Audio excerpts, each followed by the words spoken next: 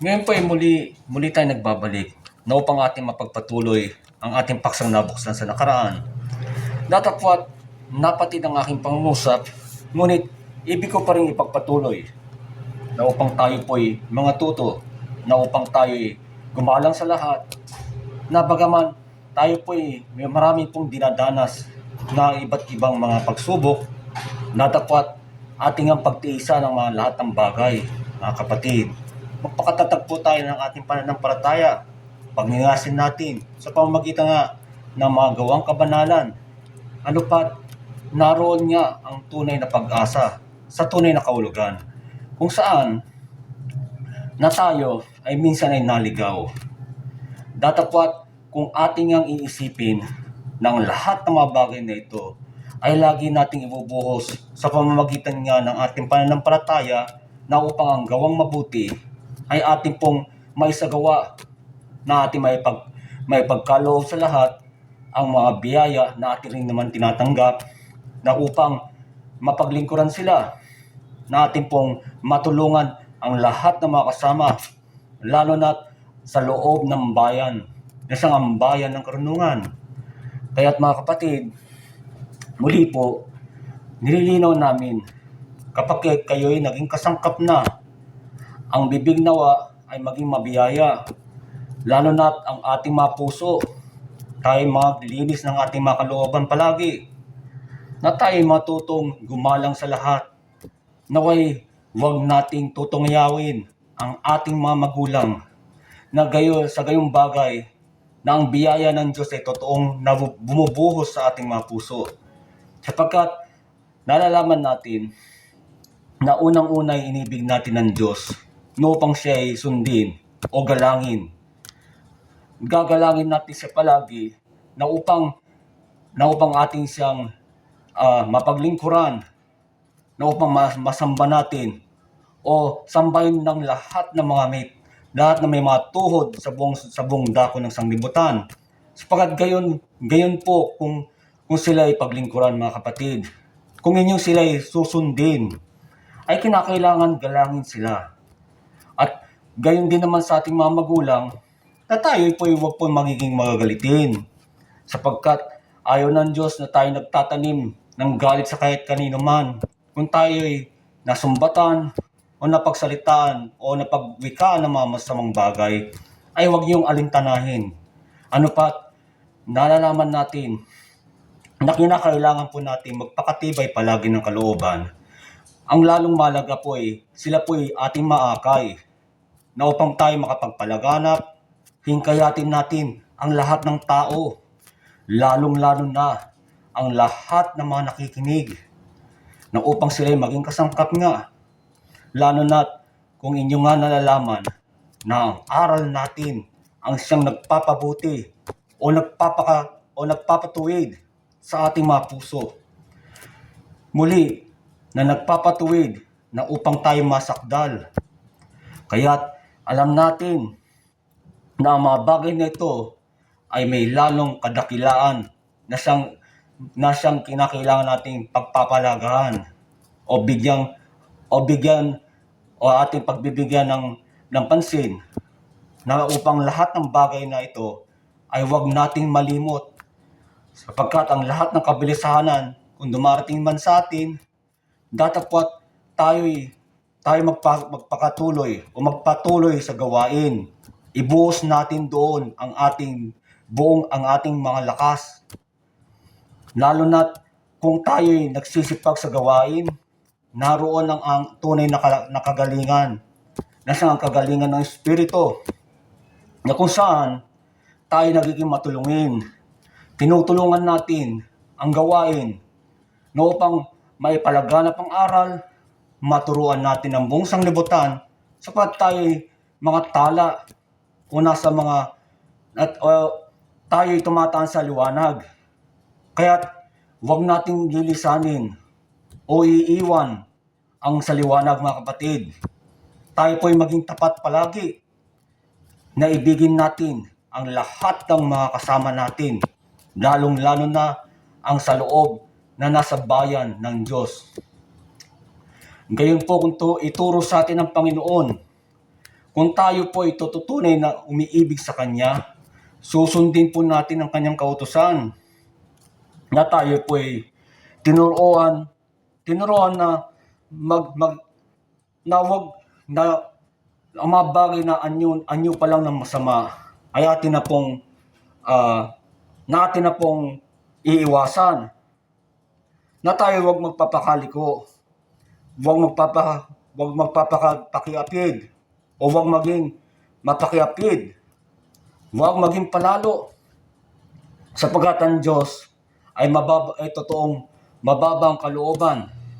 Kaya bakos ay tayo magpakumbaba palagi.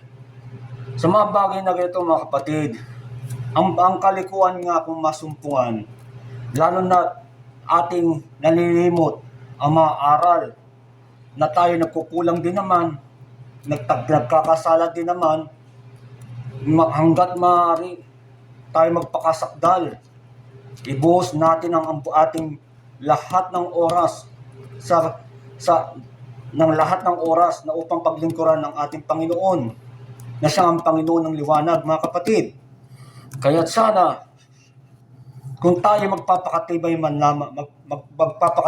din lamang, ay ang lalong malaga po, mga kapatid, na ang aral sa atin ay nagpapatibay sa atin palagi.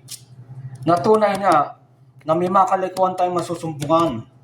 Datapwat tayo magtiwala ng lubos. Sumampalataya tayo ng buong buo, alang-alang po sa tinanggap natin na aral. Kaya't mga kapatid, wag nating lalabagin ang mga bagay na ito, maging ang pakikiapid. Ang pakikiapid po ay may dalawang uri. Ang pakikiapid na tulad na kayo nakikiapid sa iyong kapwa lalaki, o maging sa babae man. Ganyan din naman, mga kapatid, na bagaman na meron ka ng asawa, ay ikay nakikiapid pa sa iba, o ikay tila baga nangangalo niya. Kaya't sana iwasan natin ang mga bagay na gayon, na upang tayo maging mabiyaya, maging banal sa lahat ng oras. Sapagkat kung ang mga bagay na ito ay ating naiwasan, alang-alang sa ating Panginoon, mga kapatid, magiging matuwid tayo hanggang sa maabot natin ang ating minimithi o tinatahak na siyang ang tunay na kaligtasan ng ating mga kaluluwa doon sa may buhay na walang hanggan. Doon tayo tatahan, mga kapatid. Alam natin na tayo may kahinaan man, datapwat tayo nagpapakatibay na upang pagtibayin ng ating mga kalooban, na tayo maging mapagpatuloy sa mga ganong bagay, mga kapatid. Lalong-lalo, ang Diyos ay totoong nalulugod. Siya po ay nagagalak sa atin kapag tayo ay masunurin sa kanyang mga utos. Ano pat, huwag maging palalo. Mga kapatid, akin pong binibigyan ng diin ang bagay na ito. Huwag po tayo maging palalo. Huwag tayo maging mapaimbabaw. Sapagkat ang mga ganyong bagay ay kasama rin naman sa mga tinatawag na nagiging ugat ng kasamaan, o nagbubunga ng maraming kasamaan. Kahit ang galit o ang kapuotan man, ay sila'y magkasama na lalong lumalaki. Kaya't upang ating maiwasan ang mga bagay na ito, mga kapatid, tayo pa'y manatili po palagi na sa aral na tayo matutong maging maamo. Magpakaamo tayo, mga kapatid. Tayo'y magpakasakdal palagi. Pakasakdalin nawa ang lahat ng mga kapatid, lalong-lalo na ang mga nagsisikap sa gawain. Kaya't sana ang aking kahilingan na tayo po'y maging matibay po sa pananampalataya. Mga kapatid, inyo pong pagpatawad kung ako may nagkasala sa inyo, sana po'y patawarin ninyo ako. Ako po'y may lupang katawan din naman. Hindi po ako kasing lakas ng Panginoon. Kaya't sana po, bago po namin tapusin ang mga bagay na ito, ay hayaan niyo muna kaming magsalita sa inyo na upang aming maipangaral ang mga aral ng kabutihan. Mga kapatid, sana po huwag niyo pong lilimutin na tayo tumanaw palagi ng utang loob sa ating Panginoon. Sa makatuwid baga, ang Panginoon ng liwanag na siyang inyong paglilingkuran palagi. Mga kapatid, muli namin kayong pinapaalalahanan na kayo'y huwag pong lalapit o makikisama sa mga kanino man na nakikiapit sa kadiliman o sumasamba o kanilang pinaglilingkuran ng mga bagay na gayon. Mga kapatid, pag-ingatan niyo nawa ang inyong tinanggap na pananampalataya. Sana po'y huwag kayong maniniwala sa kanila, lalo na kayo po'y naturuan na, kayo pinasakdal na. Kaya sana po, alang-alang po sa ating pananampalataya na upang ating maibuhos ang ating mga oras na ang kalayaan nga ay ating pong mataglay na upang maisagawa ang mga bagay na gawang kabanalan. Mga kapatid, amin pong muli ipinapaalala, kung di po tayo makikinig, ay wala pong mangyayari sa atin, pawang walang kabuluhan. Kaya't sana po, alang-alang po sa pag-ibig na siya pong aming itinuturo sa inyo, na matuto pa kayong lumingap, na upang kayo maging maawain sa lahat. Kaya't sana po, sa mga bagay na kayo mga kapatid, ay ating pong sanayin o ugaliin na wag po tayo magiging masama ang ating mga ugali o magiging masungit sa kahit kanino man. Na tayo po'y palagi pong maging maamo o magpakabanayad po ng ating pong ugali. Sa ugali, mga kapatid, doon nga nagsisimula na ating pong pinapalago ang ating pong mga kaparaanan na upang tayo maligtas. Kaya amin pong ipinapaalala na ang pag-uugali ay siyang iyong isinasagawa na upang ang lahat ng mga bagay ay maging kasanayan na sa pamamagitan ng ating paggawa mula sa ating kalooban na siya nagtuturo sa atin. Nalalaman din natin na ang Diyos nga ay nagtuturo sa atin sa pamamagitan ng Espiritu na siyang bumabanal sa inyo. Kaya kung kayo po ay dadalo mga kapatid, ay lagi kayo maglinis ng iyong mga kalooban. Iwasan ang mga bagay na mauukol sa kahalayan. Sana po, sa mga bagay pa na ibig pa namin idagdag mga kapatid, mga 5 bagay na ito ay huwag ninyong nilimutin. Huwag maging palabintangin. Huwag tayo magnanakaw. Huwag mainggitin sa lahat. Huwag sumang-ayon sa mga kamalian. At ang kahuli-hulihan na 5, ang panaghilian, mga kapatid, masasama ang mga gayong bagay. Kaya sana po na tayo po'y magpakatibay palagi sa ating pananampalataya.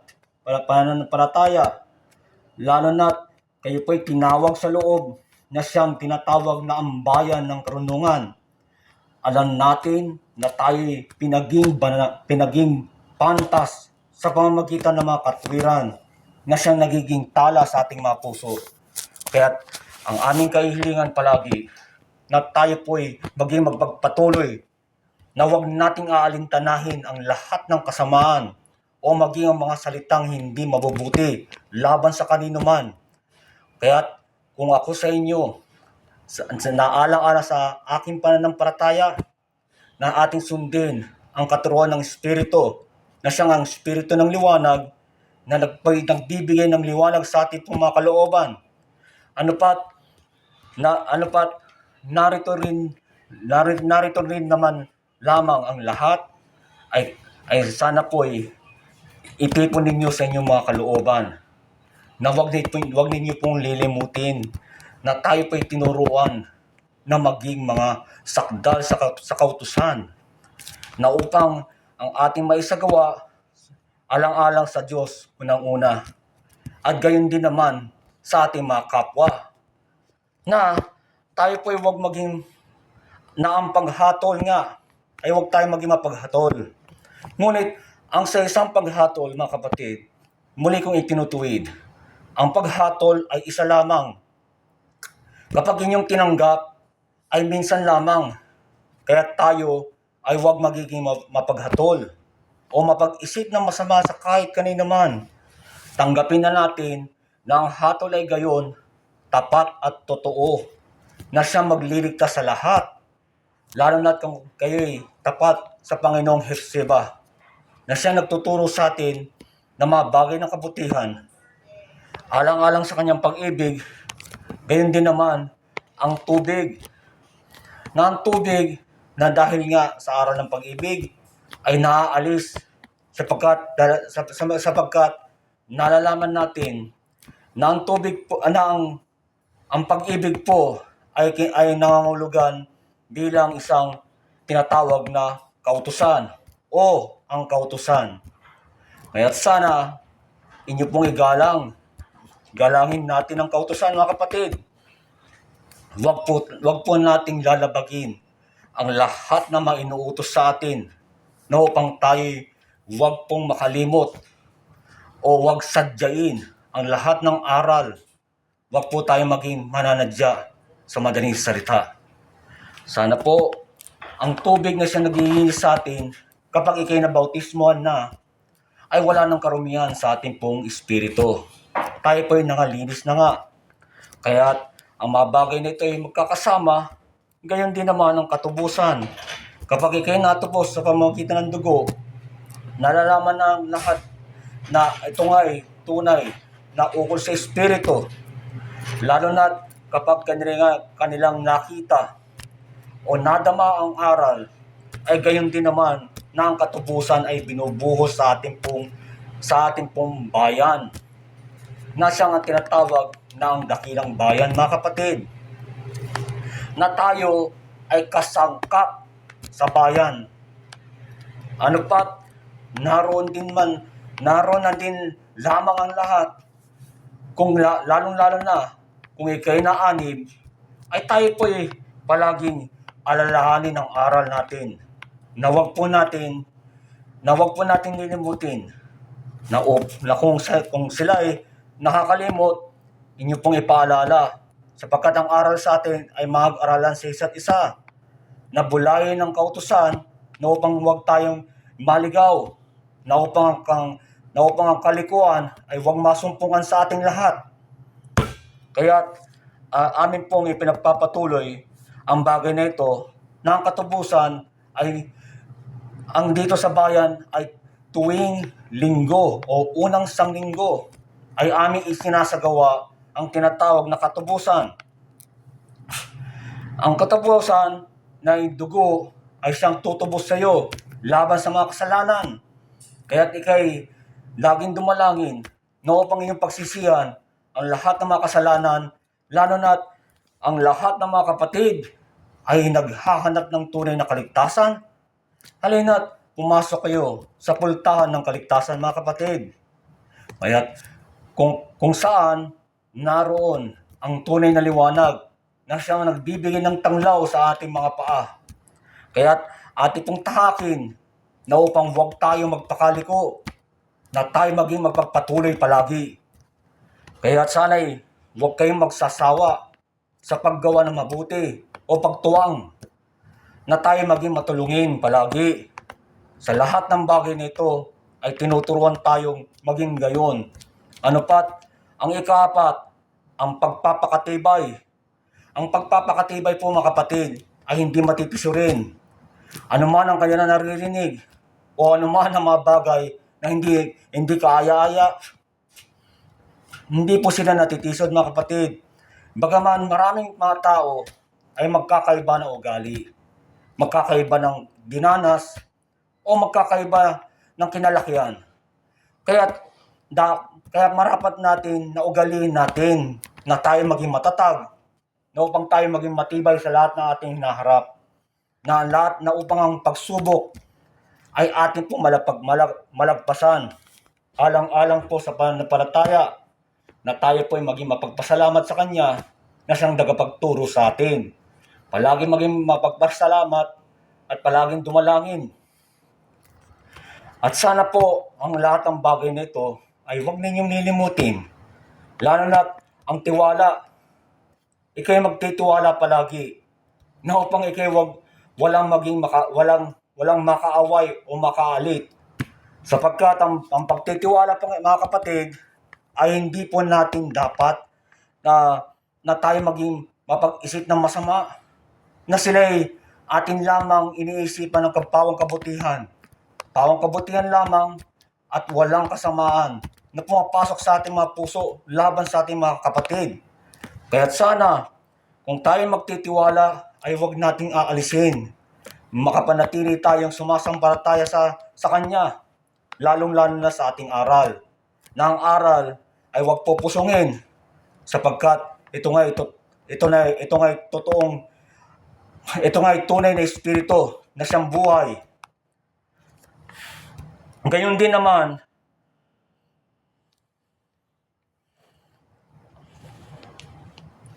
ang pagtitiwala, ang sumasampalataya sa ika-6 ay mahalaga rin po. Ang sumasampalataya, bagaman may mga mata, ay mayroong mga bagay na hindi nakikita, na kanilang pinaniniwalaan, na kanilang pinaninindiganan, na sila'y namamalagi sa mga bagay na gayon. Kapag sinabi ng kautusan na iyong ang gawin, na gumawa ka ng kawang gawa, magmagandang loob ka sa iyong kapwa, na upang ating maitanyag ang aral ng bayan, na upang tayo lumago palagi, lalong-lalo na sa paggawa. Kaya't ang aming kahilingan, mga kapatid, ay hinihiling namin na tayo po'y maging masunurin palagi sa mga bagay na ito, na ang ating pananampalataya na ating tinanggap, mga kapatid, ay huwag ninyong hahayaan. Huwag ninyong hahayaang magiba ng sino man. Kung kayo ay may katanungan, ay kami ay narito na upang makinig sa inyo, na upang kayo aralan, sapagkat kami ay umaaral sa lahat, lalong-lalo na sa loob ng bayan. Kaya't ang mga kapatid, ang aming pong hiling ay tayo po'y magpakatibay palagi, na upang wag tayong matangay ng sinuman. Ano pat, ang aral nga sa atin na ang pananampalataya ay nagpapakatibay, na upang wag tayong gibain ng sinuman, na upang ang kaligtasan ay wag din naman matangay o mawaglit, sapagkat ang kaligtasan ay naaalis din naman. Kaya ang marapat mong gawin ay manatili ka palagi. Huwag kang aalis. Huwag mong pupusungin ang aral na ibigay sa iyo. Inyong ang ingatan. Itipon mo sa inyong mga puso, na upang huwag kayong maligaw, na upang ang kalikuan ay malayo nawa sa ating lahat. Lalo na inyong tinanggap ang bagay na ito, mga kapatid, maging malinis palagi ang inyong mga budi, araw at gabi. Ang ikapito, ang aral ay siyang ang ilaw sa atin, sapagkat sila nga ay tunay na tanglaw. Kapag nawawala ang aral, dumidilim ang kalooban. Datapat kung nandyan ang katwiran, kung nariyan ang katwiran, naroon din naman ang karunungan. Sapagkat ang karunungan ay dumadalaw, sila po'y magkatuwang. Ang ilaw ay tulad din sa kautusan, o ang aral na tinatawag din naman. Ano pat, tayo po'y tinuturuan na tayo po'y maging magalang sa lahat. Tuparin natin, mga kapatid, ibigin natin ang Diyos unang-una, na tayo manatili sa liwanag at huwag tayong lalayo. Lahat ng anyo ng kasamaan ay inyong ang layuan, alang-alang sa atas ng ating pananampalataya. Kaya't kami nagpapasalamat ngayong gabi, maraming salamat sa inyo, sa lahat ng dako sa buong daigdig. Salamat sa Diyos, sa kanyang kaloob na hindi masayod. Salamat na walang hanggan. Kasya nawa ang bawat isa, na upang ang espiritu ng kabutihan ay makapanatili. Maraming salamat po. Pakabanalin nawa kayo sa pamamagitan ng pag-ibig. Sa pangalan ni Hepzibah, magbatihan kayo ng banal na halik. Siya nawa.